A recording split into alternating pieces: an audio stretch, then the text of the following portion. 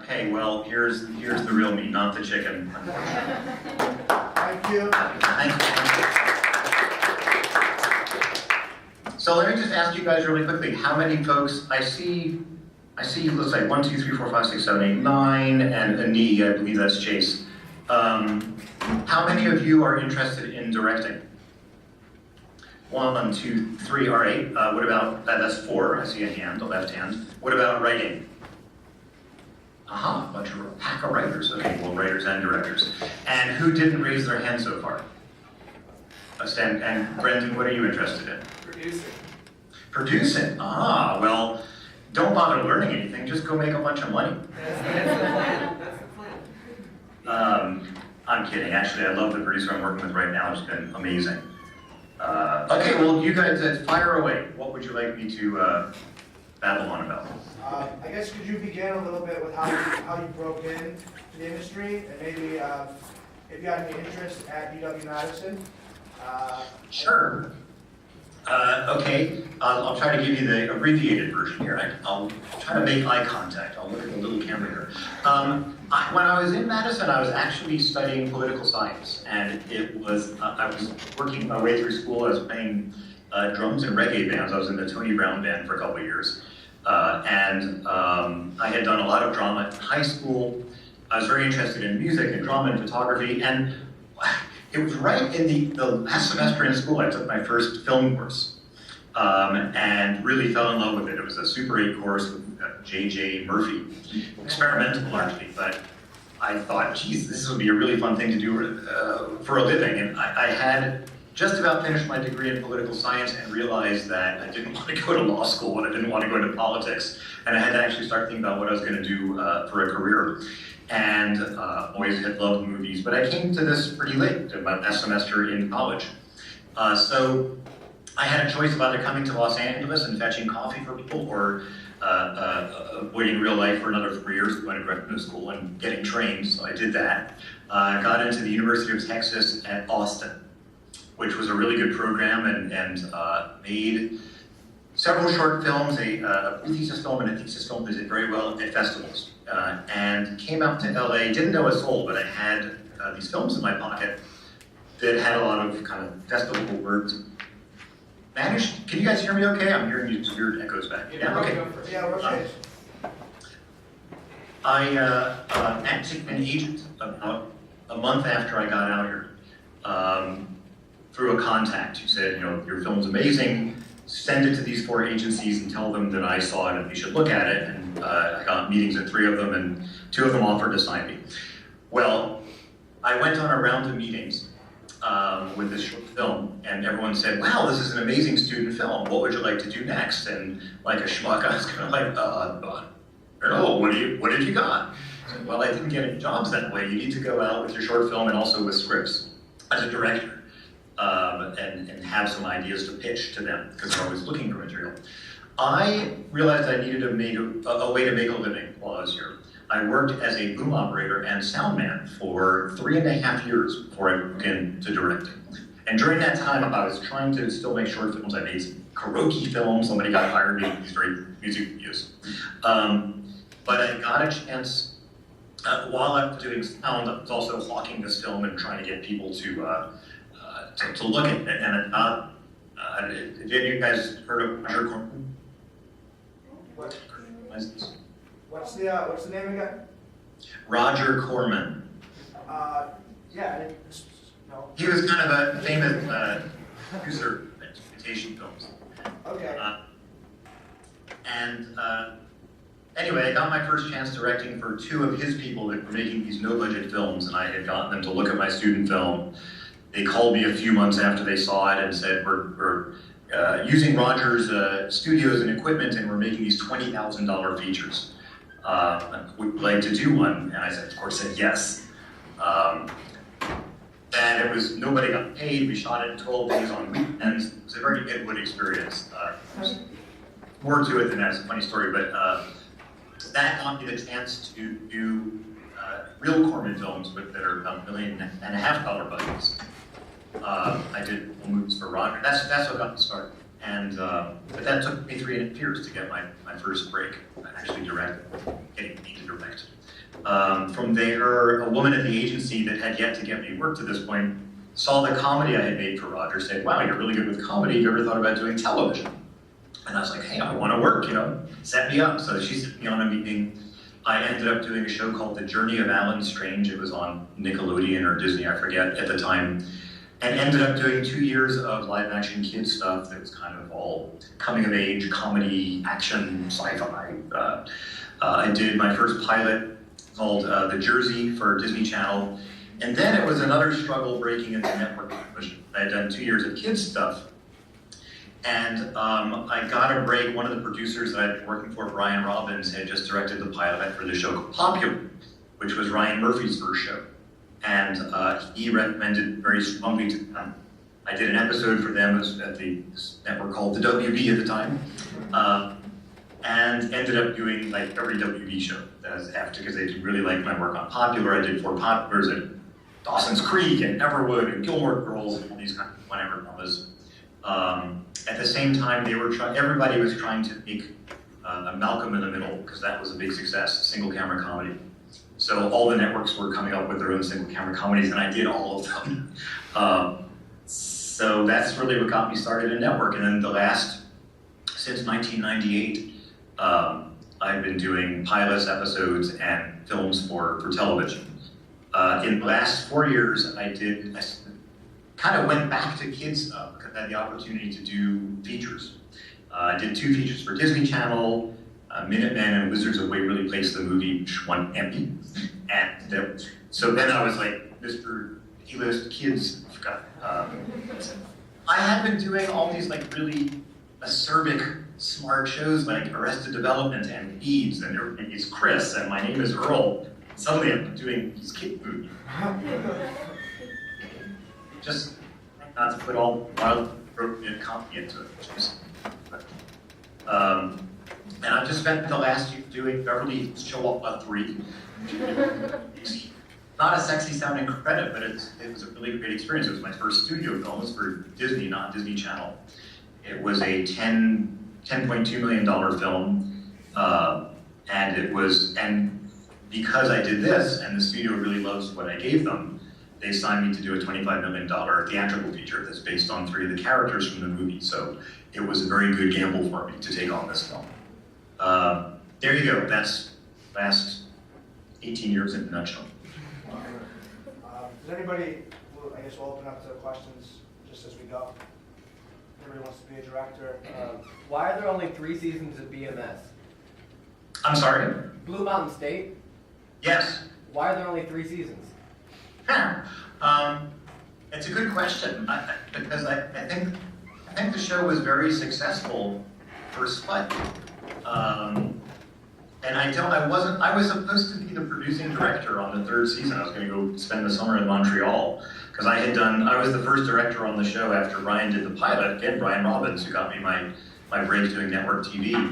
I did the first 2 episodes, the first season. I did the first 2 episodes the 2nd season, including a very disturbing episode called The Fingering, which we won't talk about, which I actually think is a brilliant piece of comedy, but I can't show it to anybody. The entire thing is about, a football player that somebody shoved his finger up his butt.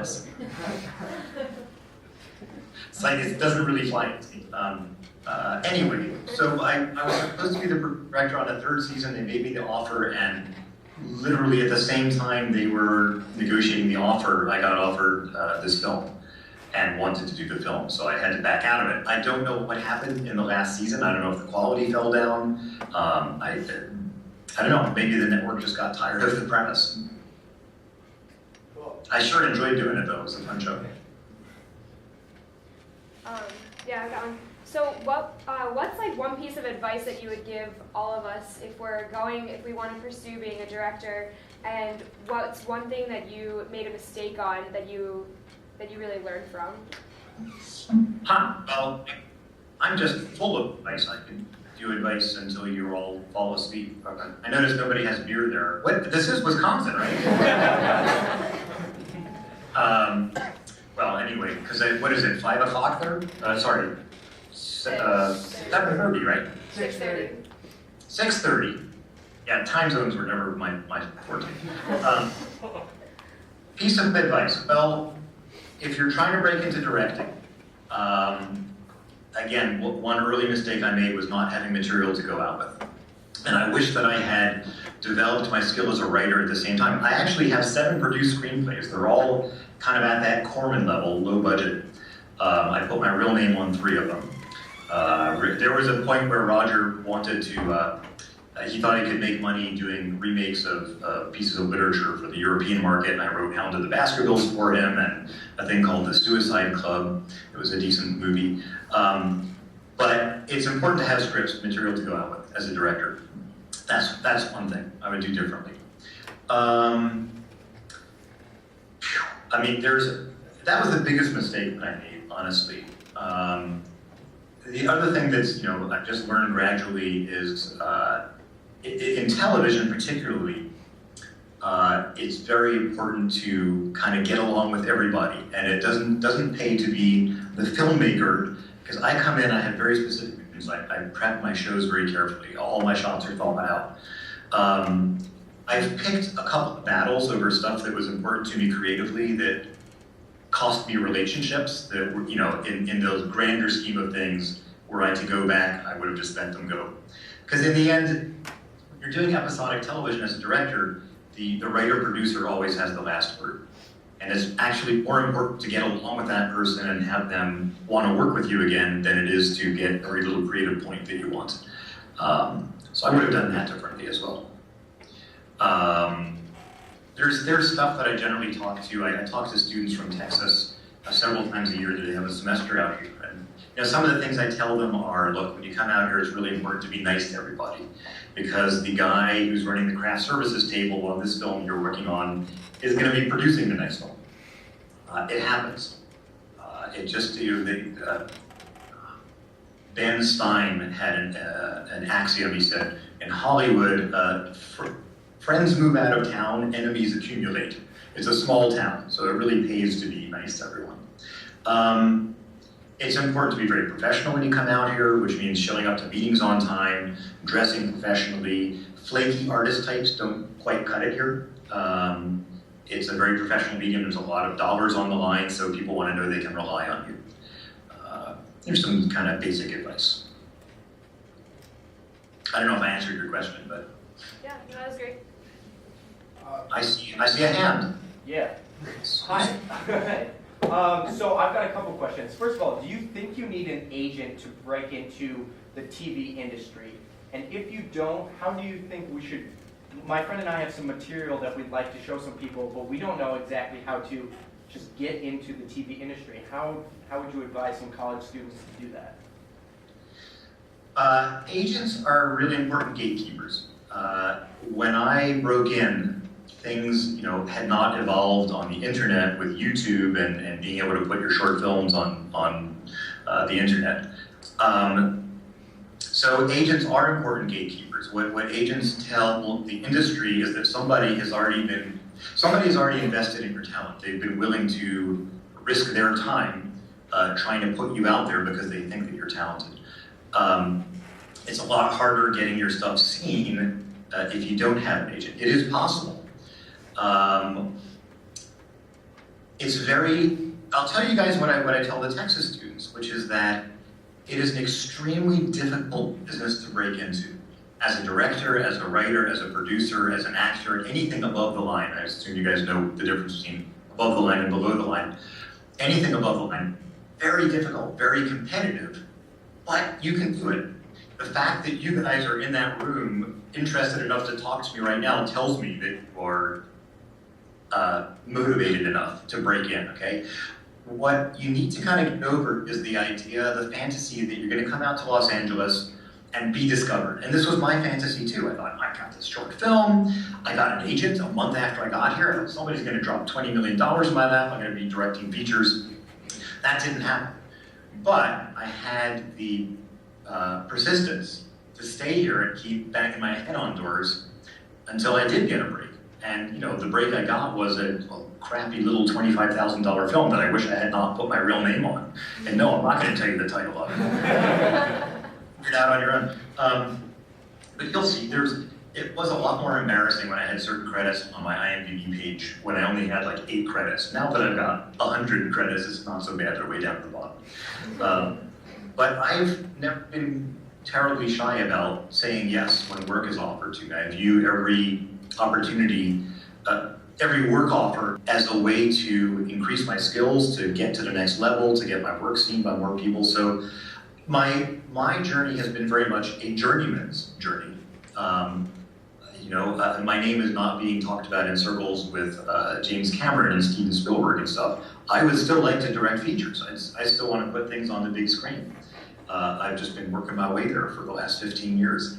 But I've been working. I've been making it because I am in a fairly rarefied group of people. There are a few hundred working directors in Los Angeles. I don't know, somewhere between 600 and 1,500 that actually make a living directing television, directing music videos, directing commercials, directing feature films. Unfortunately, the feature film output of the industry has gone down every year, but they're still being made. They're just harder and harder to get made. As far as students trying to break in, sorry, let me circle back around to your question. You can go, obviously one thing to do is try to get your stuff on YouTube, try to get it seen, try to get attention. If I had a short that I was really proud of, which I did in graduate school, I sent it to every frickin' festival that I could, okay? To try to get resume material, so you get audience award, jurors award, certificate of merit, whatever you can put on your resume. That still gives people a comfort level out here that, oh, well, he got some attention. So other people have seen this film. I'm not just looking, it's not just, my uncle's hairdresser's nephew's student short. So I would try to get my stuff seen as much as I could. When you come to Los Angeles, and I do recommend that if you're serious about directing, if you're serious about writing, there's 2 places to go, New York and Los Angeles. People ask me, can I have a career in Austin? Can I have a career in Madison? Maybe, doubtful. It's a hell of a lot harder. This is where everything is made. This is where all the money is. This is where the studios are. If you want to be an indie filmmaker or a documentary maker, New York is also a very viable place to start your career. If you want to work in television and commercial feature, come to LA. This is the hub of the empire. Anyways, when you then do come to Los Angeles, I hope you will if you're serious about breaking in. Getting an agent or a gatekeeper. It's a good thing to have. Until then, you're asking people to read your stuff cold. One of the most important things you can do when you come out here, one of the ways the industry works, is not just submitting stuff cold to agencies and asking them to look at it, but to have somebody recommend you. So let me give you another anecdote. When I first moved out here, the first job I got was actually a Universal Studio tour guide. Now I did this on a lark. I was looking at the want ads in the back of Variety, thought, oh, that sounds like fun, I'll do that. They actually made it so hard to get the job that it kind of pissed me off. I was like, well, screw these guys, I'm gonna get this job. So there's like a group of 100 people, and over 2 weeks they train you to winnow you down, you have to audition. I finally get the job. Here I am with my master's degree, still warm in my hand, and my first job I was making $5.25 an hour or something like that. I ran into a guy who was a producer. On his luck, he had spent $100,000 out of his own pocket optioning a Joseph Heller novel. And he actually took this job to put food on his table. And he was the one, we just became friends, he was the one that looked at my thesis film and said, wow, this is really good, has anyone seen this? And I was like, who do I show it to? I just got out here. And he's the one that said, call these 4 agencies, tell them that I saw your film and that they should look at it. Now, so I had his name to use. When you've got somebody's name, those agencies are gonna look at my film because they have a relationship with that producer and they don't wanna piss him off. So he's actually using his name. He let me use his name. That's kind of how stuff works. Does that make sense? I don't know how well I explained that, but if you have somebody's name, if you can call an agency and say, Joe Blow or Joe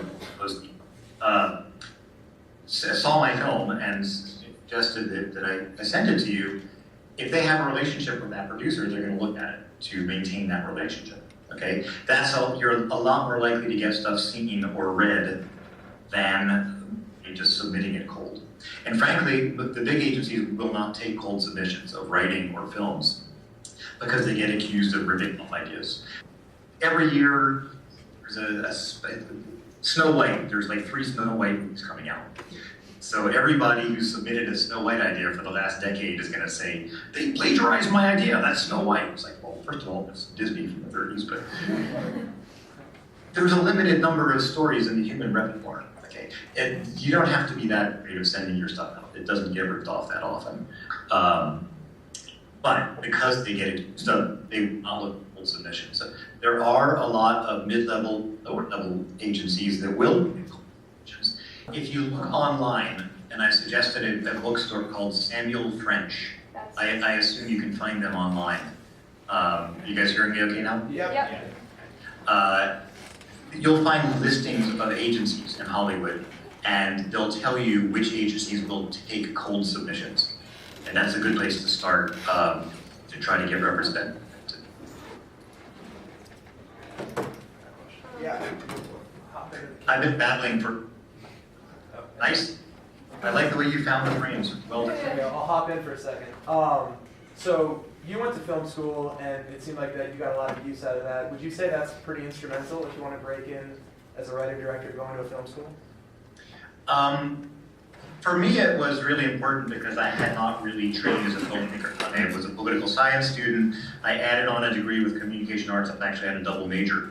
And I had been doing a lot of TV production because there were really good multi-camera facilities in the CMA building. Is that what it's called? CMA, CMB? But I had not done a lot of film production. And at the point where I got really excited about filmmaking, it was important for me to get better training as a filmmaker. I don't know what the program is there now. For me, it was great to go to film school as a graduate student, and the main thing that film school did for me is it offered me a safe, cloistered environment to make mistakes and to make short films and learn about that and come out with short films.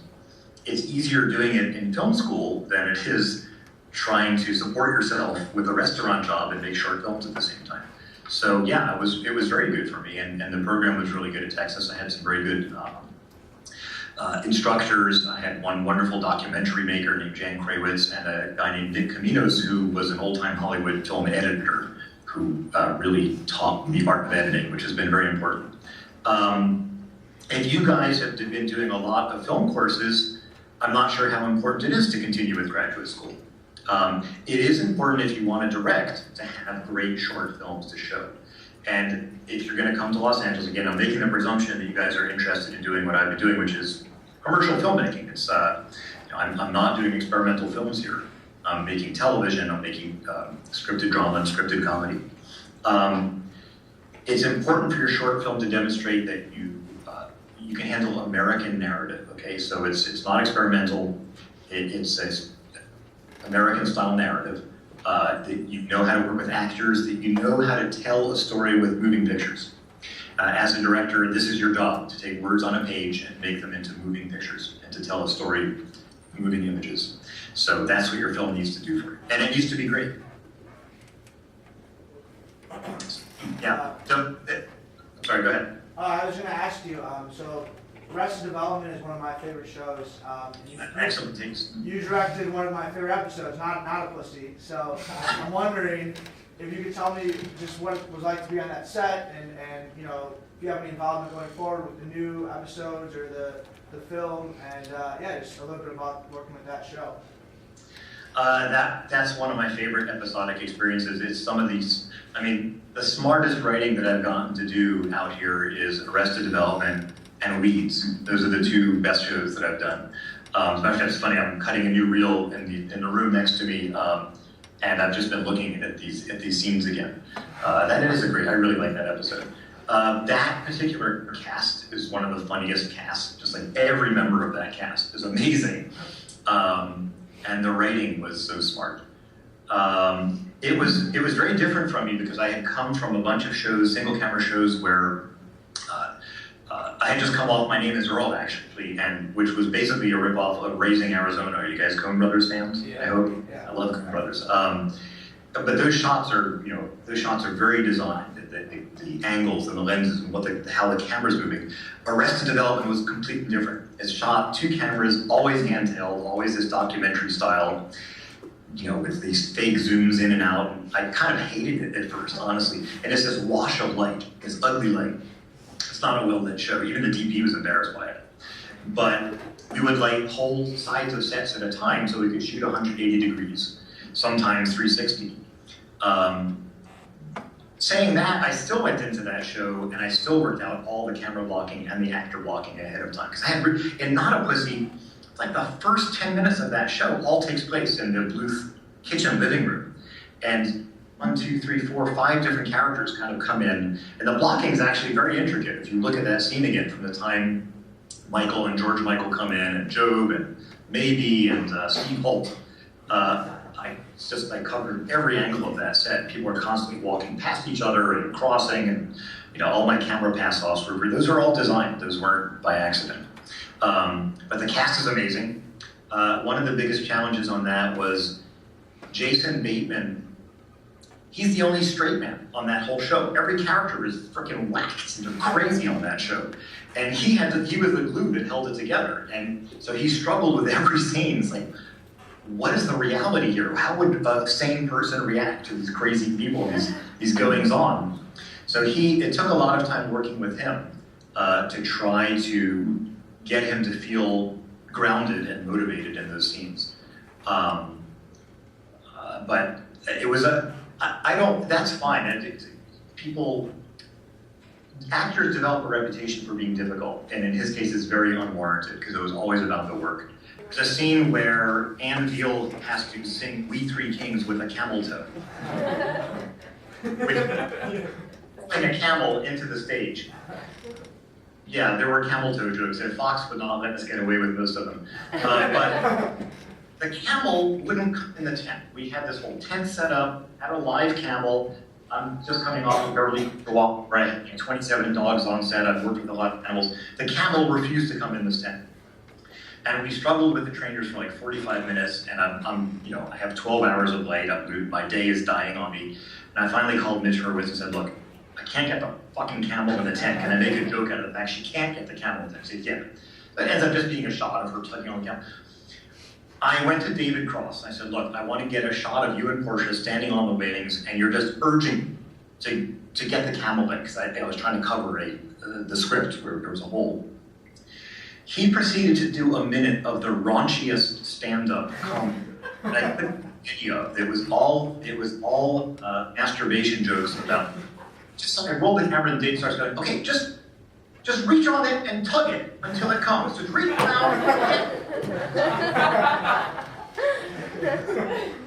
Fortunately, Rossi's trying not to laugh and break the shot. I'm like dying hysterical. I couldn't use any of it, but it was hysterical. Any of you guys fans of Mr. Oak with Bob and Dave? No? What? I couldn't hear the question. If look up episodes of a program called Mr. Show with Bob and Dave. Dave Ross is that. Very funny. All right, I'm just babbling. I think I'll answer another question. I have a question. So, in pursuit of wanting to be a director, do you think it's necessary or important to take jobs within all different aspects of the industry? So doing like art PAing and knowing what goes into each part of the production? It depends what it is that you want to do. Do you want to be in directing or producing?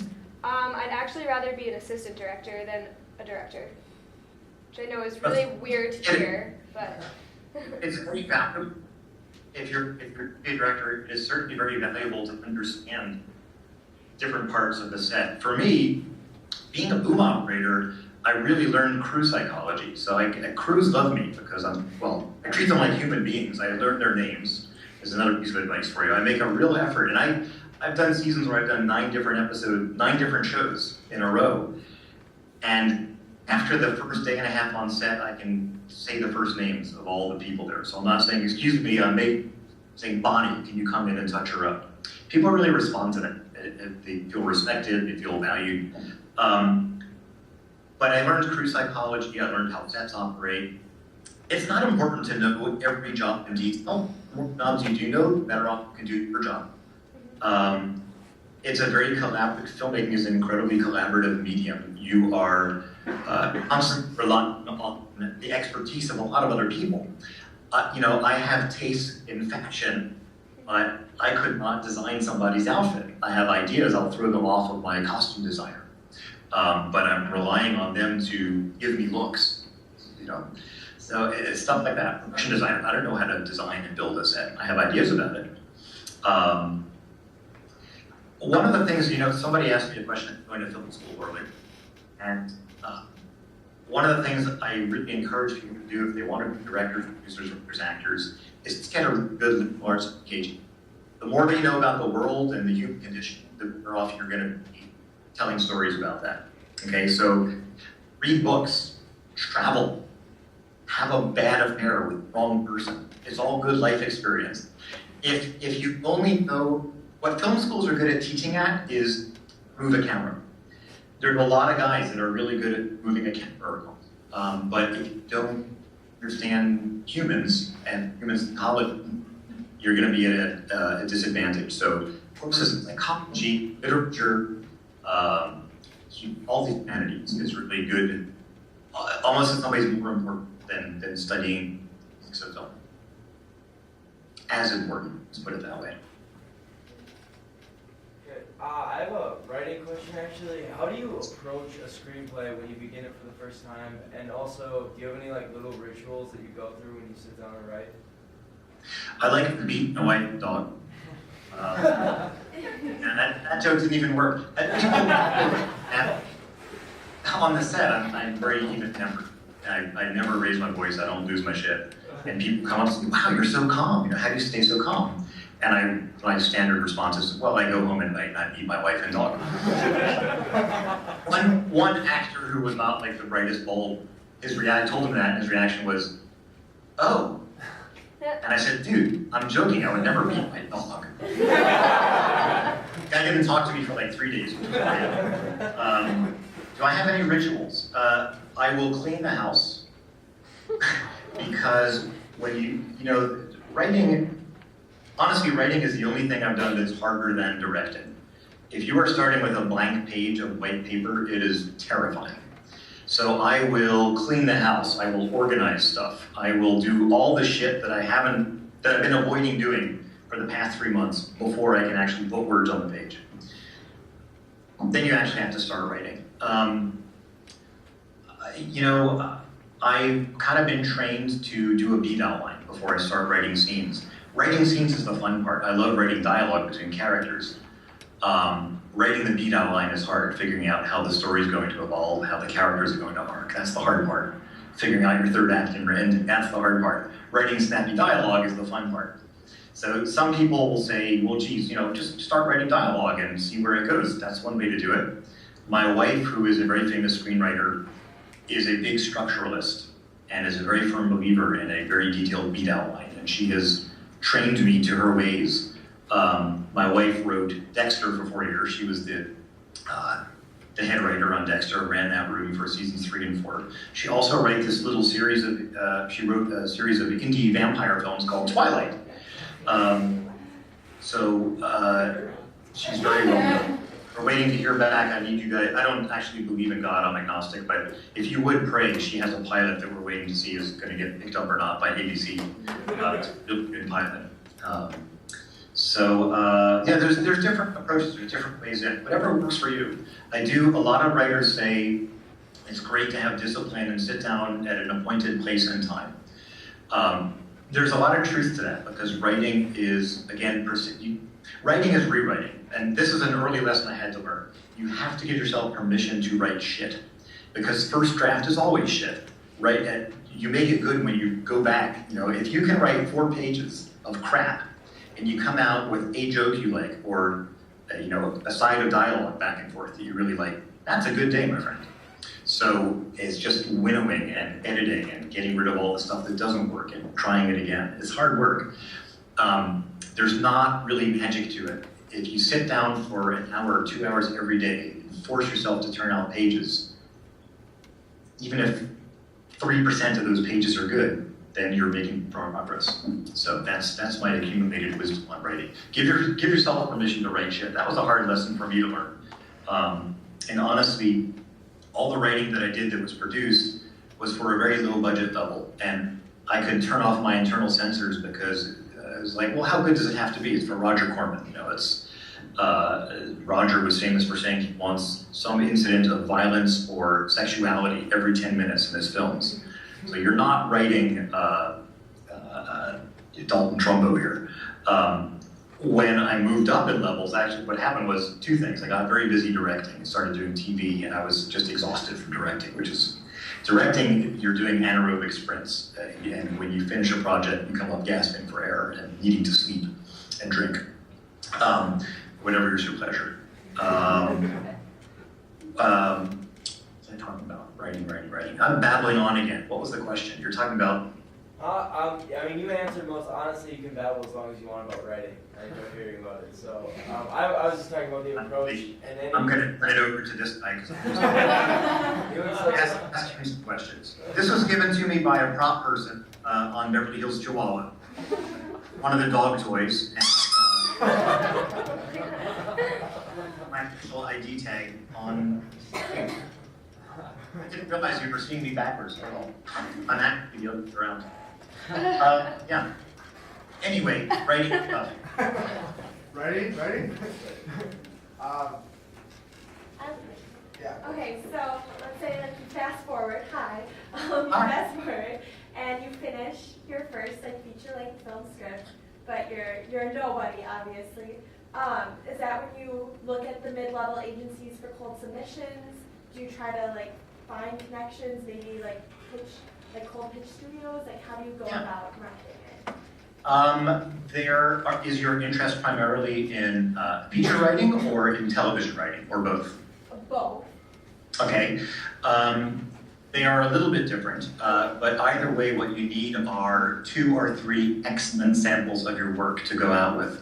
If you are trying to break into television writing, it's very good to have a sample of original work, as well as episodes. So let's say, what's your favorite show on TV? Let's say Modern Family for grins. So you write a spec episode of Modern Family. You're not going to get hired by Modern Family. You're writing it to show how brilliant and talented and funny you are as a comedy writer, okay? In addition to that, you also want to write an original piece of material, pilot or a feature, so that they know you have that creative impulse. You can come up with ideas, you can structure a story on your own, not just take an existing format where a lot of the work has been done for you. So it's important to have 2 or 3 pieces of really great writing. Let's say 2. If your interest is primarily in feature writing, you want to have a couple features, or you want to have an amazing feature script and 3 great, strong ideas that you can pitch to try to sell. Maybe those are a paragraph, maybe those are a page at the most. TV writing, again, like a pilot and a spec episode, or a spec episode and a feature. Cold submitting to agencies is really tough. I mean, what I would recommend is moving to Los Angeles and taking screenplay classes with professionals out here who really know their craft. I don't know what the screenwriting program is at Wisconsin. Perhaps you have some brilliant teachers, and I hope you do. And then, submitting. Trying to get your stuff read is the constant struggle. But when you're out here, you're making connections. You're talking to producers. Hey, I'm a writer. Would you be willing to read my stuff? You're talking to directors. You're talking to actors. You're talking to agency folks. You're talking to television and feature executives. All those are, and they won't read your stuff. They'll say yes, and then their assistants will read them. But that's how you start. And your assistant likes it, and you pass it up to the boss. If the boss makes it through the first 10 pages, maybe he'll read the whole script. Then you get a meeting. So it really helps to be here. One of the things, let me just jump subjects for a second, guys. Going back to my thesis that you guys can break into this industry, in the vein of what to expect when you come out here, please know, again, if you get over the fantasy that you're going to be discovered, people are going to shower you with money, and you're going to be the next big thing. Which, by the way, does happen about once every 5 years. Somebody gets discovered at Sundance, they get a feature deal, and they're in. Once every 5 years. The rest of the time is kind of like me. You're struggling to knock on doors, you're breaking. All the people I know broke in the same way I did. Increment kind of moving up. So one of the things expect you coming out here is you're going to be doing two things. You're going to be struggling to advance your career, get into writing, get into directing, get into acting, and you're going to be trying to make a living, unless you are fabulously independently wealthy. I hope you are, but most of us aren't. So you're going to be working, and what I tell people is, look, any job that keeps you in Los Angeles, supports you here, is an honorable job. I mean almost any job. Don't recommend doing porn. But, actually, seriously, I don't recommend it. But in restaurant, yeah, I've done my share of food and service industry jobs. Work in Starbucks, work in a restaurant, you know, whatever it takes. You work as a crappy assistant. Just know that when you are writing your screenplay, when you're taking acting classes, when you are making your short films, you're always going to feel like, oh my God, how am I going to pay rent next month? When you're working your crappy job to pay rent, you're going to be going, man, my career's not advancing. How am I going to break in? You're going to feel that tension. Everybody I know who comes to LA feels that. And I'm the guy telling you it's normal, it's cool, expect it, okay? Just know that. If you're serious about breaking in, it's going to take some time. It's going to take some years. I made a deal with myself. I moved out here. I said, look, if I want to see my name, I want to see an MPAA number at the end of a movie. I want that in 5 years. And if I don't see that within 5 years of having come to Los Angeles, I'm giving myself another 5 years. The point being, if you're serious about it, it's going to take time. It's like, you know, you want to do it or not. I know people that have come out here, spent 18 months, got frustrated, had to ask their parents for money, and said, screw it, I'm moving back to Austin. I'm moving back to Boise, Poughkeepsie, wherever. Okay, they made a decision. And there was one guy that I knew in graduate school, and I kind of called him on the carpet and said, what are you doing, man? You're giving up on your dreams. And he got pissed off at me. He said, look, Lev, some of us just want to be happy. We don't all want to be Mr. Successful, whatever. It's like, whoa, cool. It is cool. It's hard to break in, but just expect it takes some time when you come out, and you'll be happier for it.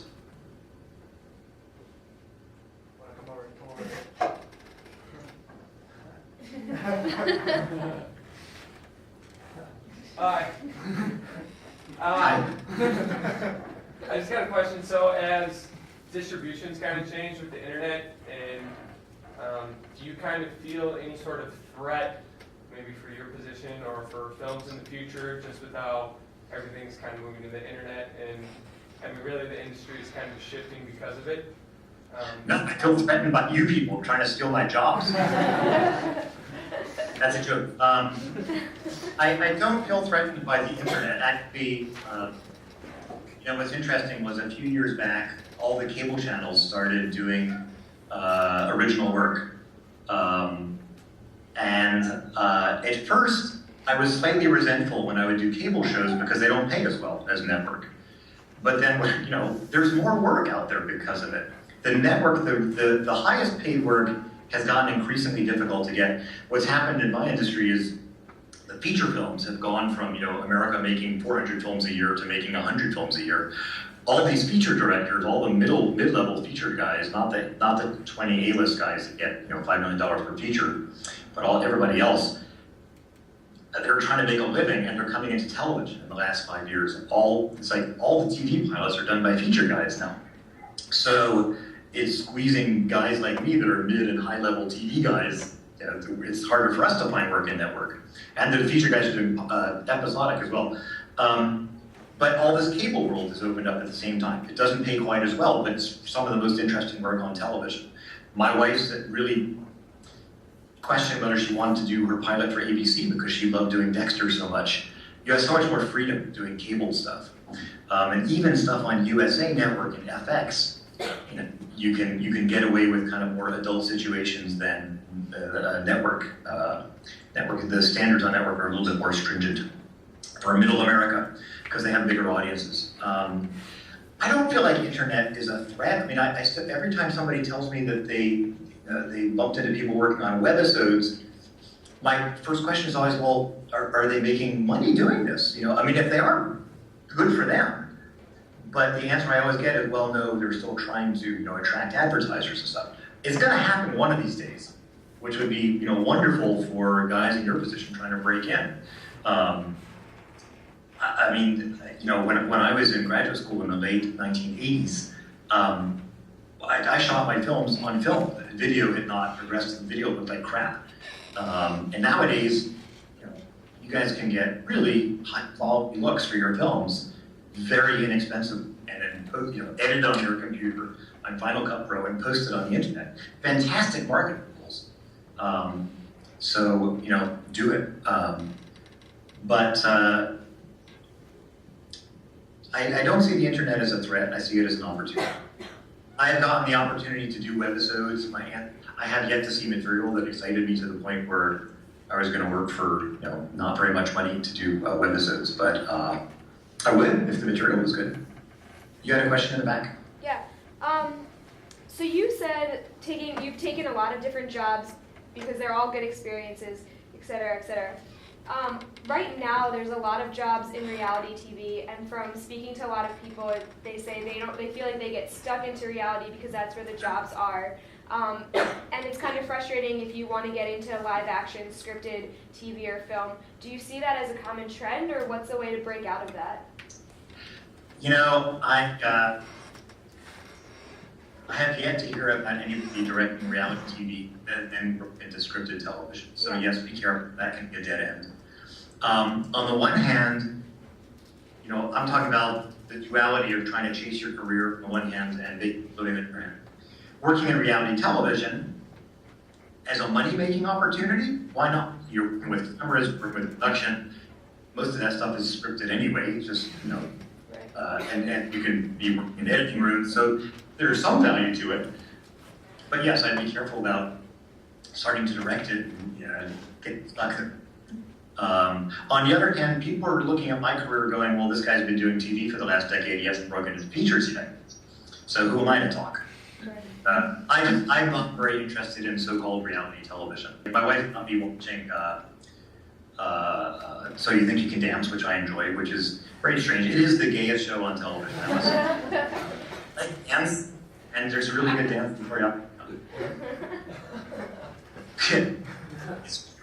I did this thing called the AIDS Run from San Francisco to Los Angeles, and there's like 2,000 riders, and 1,900 of them are gay and lesbian couples, and like 100 of straight men and women. And having dinner with a nice gay couple one night, I told them that my favorite show was So You Think You Can Dance, and they were laughing at me. They said, no, so gay we can't watch it.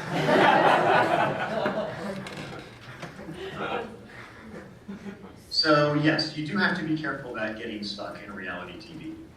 But if you're doing it to make a living while you're pursuing scripted stuff, why not?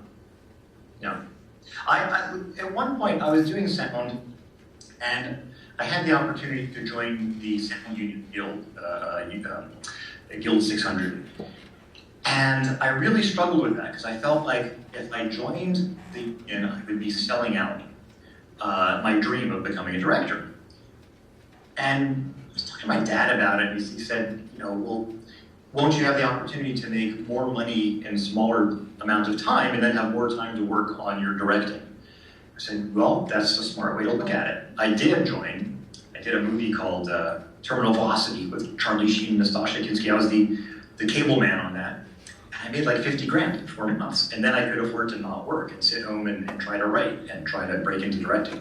So again, there's, I forgot even why I brought that up, but I will tell you that when I got my first gig at the Ed Wood film for Herman's Lieutenants, my brother suggested that the tagline of the film should be, "From the Cable Man of Terminal Velocity." Smart asses. That's actually a good transition into my next question is, how does, what's your advice to getting into a union, or to get in, you have to get certain hours of union films and to get into. Well, again, it depends on, are we talking about screenwriting? Well, right there, of course there's so many different unions, but I guess we could go with directing since, would you say to do like the Directors Guild of America program? The DGA is an open shop, okay? And what that means is anybody can join. If you're willing to put up the fee, if you want to join as a dramatic director, which enables you to do features and television, when I joined in 1990, something like that. The initiation fee was, I think, $7,200. I'm sure it's gone up. It's probably around 10 grand now. I love it when all these actors direct one episode because they pay their fee, and they're, as far as I'm concerned, they're contributing to my retirement funds. But anybody can join the DGA. You have to. There's kind of this pro forma thing where you have to get 3 other directors to recommend you. They're signing the form saying, yes, I recommend this person. But anybody can join. The Writers Guild is a little different. I'm not sure. Again, I think it's pretty open. I'm not sure about that. I think you have to have employment from a guild affiliated company, production company. So you have to be hired on a TV show. You have to sell a treatment or a script to a production company that's affiliated. Most of them are. But yeah, you can't just join. You have to sell something or get hired by something. In the IA, which is what the sound union was part of, all the craft guilds are IA. They're all different. Script supervisors have been famously impossible to break into, whereas grips and electric is very easy. You just join. So it really goes, and this is not the most important thing for you. Not as important as getting an agent, I think. The guild membership, except for actors, and are there any actors? Are there any thespians in the room? Okay, that is a big bar for you because you need to be SAG-AFTRA to get any job, unless you're doing student films or real low budget indie stuff. It's not. There's different ways of getting in. I've gotten a lot of people in just by getting them 3 days of specialized background talent work. Anyway, it's not the most important thing unless you're an actor. I just had a question. What are your favorite memories from Madison? I know you went to film school at Texas, so I imagine you have some different memories from Madison. Could you just maybe share a couple that stick out in your memory? I don't know if Madison is still rated the #1 party school, but it certainly was. I had a great time, but I also got a very good education. I managed to pull down a 3.5. An excellent political science department. It was really one of the preeminent poli-sci departments in the country, and I think it still is. So I got a top-notch education there. Playing music was a lot of fun while I was there. I missed that. As a director, the coolest thing about being a director for me, the most fun part, is being in a theater and hearing an audience react to a film or thing that I've made. Laugh at it, hearing them cry at it. That's why I really like doing the long forms, because I always get to screen them with audiences. That's incredibly satisfying. But otherwise, doing episodes of television, it's like I turn in my cut, I'm really not involved after that, it airs, and I get an email from my mom going, yeah, that was nice, I like that episode. That's it, that's your audience. Not quite the same as being a drummer and having a dance floor with 200 sweaty people dancing to your band. So I kind of missed that. But Madison was great, I loved Madison. Aside from the winters. I had a big beard at the time, and I just remember, the first 20 minutes of class, the ice melted off. Once you come to Los Angeles, you do get very spoiled because the weather here is incredibly nice. And now when I go back to Wisconsin, my dad still lives in Milwaukee. In the winter, it's fun for about 2 hours, and I open the doors now. One more question. As far as, you said you've worked with children's programming, as far as getting into things like cartoons, do you think the writing portion is the same? Like you would go about it getting into a cartoon the same way you would get into a regular show? Writing is very important. And I grew into directing cartoons, and I think they probably come from an animation background. It's interesting, because I haven't really been involved with that. I just went through an interesting thing on this movie where I had to cast all the voices for the dogs and then direct the actors. A lot of the directing goes on in ADR. I had it's all shot live action. I use real dogs. We make their mouths move after them. By the way, you guys, as a payback for this session, you have to watch this movie. My favorite sequence in the middle is this band audition sequence that I wrote. It is pretty much just a succession of puns, but all these different dog bands have to audition to play at Poppy's daughter's quinceañera, and it starts out with a reggae band. My wife said I was born for this. The reggae band is called Bob Marley and Me. And they play a song called Jawawa, which I wrote the lyrics for. I had to join ASCAP. I'm now officially a lyricist because I wrote the lyrics for Jawawa, and I played drums for it. And then it goes, there's an audition by Black Labbeth, Black Eyed Fleas, Hound Garden, it goes on like that. So there's some genuinely funny stuff in this movie. So I expect y'all to watch it. Yeah, I put in some jokes for the Arrested Development crowd. Jeannie, I'm talking to students in Wisconsin. Come say hi. It's your post-production assistant. Wave to the nice folks at our phones, and yeah. No worries. Did I? I'm sorry. What was the question again? I babble on and I forget what the original question was. Just whether it was the same procedure for getting into the writing cartoons, business. yeah. or cartoons. Yeah. For writing, I believe it is, yeah. Any other questions, guys? Yes, sir. What's your favorite stuff out there right now? Favorite TV show? My favorite TV show? Well, for me, you have to understand TV's kind of a busman's holiday. The stuff that I really like is stuff that's so strong that I get sucked into it. I admit I'm hooked on Game of Thrones. Yeah. I actually sent David Petrarca and Mel, he and I had worked on Everwood together. And I really loved the episode you just did. It was the last one on. I thought it was a really great episode. Less misogynistic than some of them have been. So I sent him a nice email saying, great show. I like Game of Thrones, I like Mad Men a lot. Let's see, last season my wife and I watched The Killing. We haven't... Sorry. The Walking Dead. I thought that was really fun. That's kind of it. I don't watch single camera comedies. I should, but it's work for me. Whenever I'm onto a show, I catch up with it. I'll watch all the episodes. If I'm lucky, it's Arrested Development. I sit down and I watch 2 years in one sitting because it's so much fun. If I'm not as lucky, I'm doing the 4th season of Dawson's Creek, and I watched I think 3 or 4 episodes. Like, I got it.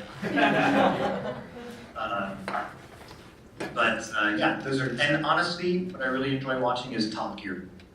I think that's one of the funniest shows on television right now. It's cars, and you like English comedy, Top Gear is fantastic. Not scripted, but I like it anyway. All right, well, thank you so much.